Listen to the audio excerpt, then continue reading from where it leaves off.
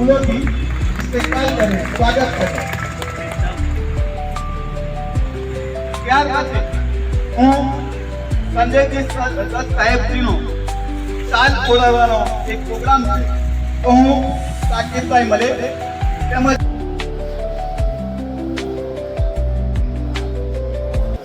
સંગઠન સૂજન અભિયાન અંતર્ગત એઆઈસીસી દ્વારા રાહુલજી દ્વારા જે ચાલી રહેલું છે એ પ્રમાણે ગુજરાત પ્રદેશ કોંગ્રેસ સમિતિથી એઆઈસીસીથી અમારા નિરીક્ષક શ્રી એઆઈસીસીના સેક્રેટરી મધ્યપ્રદેશના પ્રભારી સંજય દત્તજી સાથે પીસીસીના પ્રભારી Shri Gyasuddin Shaikh, ex MLA, PD Vasava, એવી પૂર્વ ધારાસભ્ય Nadod, Nileshbhai Patel, treasurer all India Congress સમિતિ, અને પ્રભાસિંહ સોલંકી જેઓ આજે નિરીક્ષક તરીકે ભરૂચ જિલ્લાના જંબુસર વિધાનસભામાં અમે આવેલા છીએ.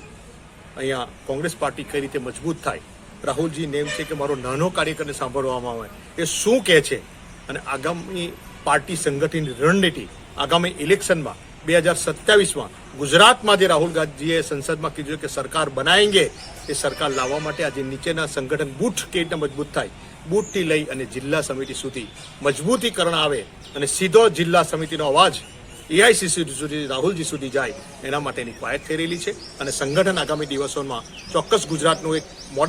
મોડલ લીધેલું છે અને આખા દેશમાં આ રીતે પાયલોટ પ્રોજેક્ટ કરી ગુજરાતમાં અને આખા દેશમાં એ લાગુ કરશે. અને અભિયાનના ભાગરૂપે આજે દરેકની સેન્સ લેવામાં આવશે અને આગામી સંગઠનમાં બૂથથી લઈ